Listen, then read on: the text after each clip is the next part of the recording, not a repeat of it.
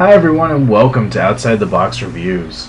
For my first video on here, I just wanted to do a quick rundown of who I am and what I plan to do on this channel. I guess I'll start with what I plan to do, which is the fairly obvious part. What I plan to do is reviews of pretty much anything I want. All kinds of random stuff, mostly figures though. It's my main focus of my collection, and that's where we're probably going to keep the majority of things. Myself, I've been collecting, I guess you could say I've been collecting my whole life. I've always been one to not want to throw toys away. I always think that if I do, I'm going to regret it, or I'm going to find out that it has extreme value as soon as it goes into the dumpster or the Goodwill. So, I still have Ninja Turtles from when I was in kindergarten sitting somewhere in my parents' house. But for the last few years, I've been concentrating mostly on horror and sci-fi figures.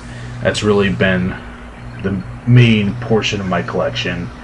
Also, about a year ago, I started making my own custom figures, once again mostly horror related. I was never satisfied with the spectrum of figures that were out there. And on here, the types of reviews you're going to be seeing will range a lot. It can be brand new figures, it could be old figures, it could be reissues. Most of my stuff was fairly common at the time I bought it, but some of the things I have are now rarer than others. Most of my collection is also on the inexpensive side, but some of the items I have are a little pricier, and I'll be doing both types of things there.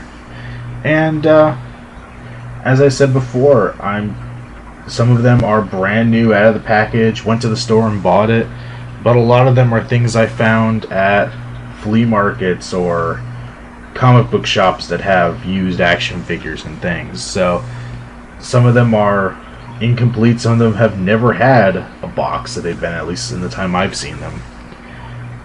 But one thing I've always believed with figures, and has always disappointed me with a lot of figure reviews, is that people want to keep them in the box. People want to keep them in pristine packaging.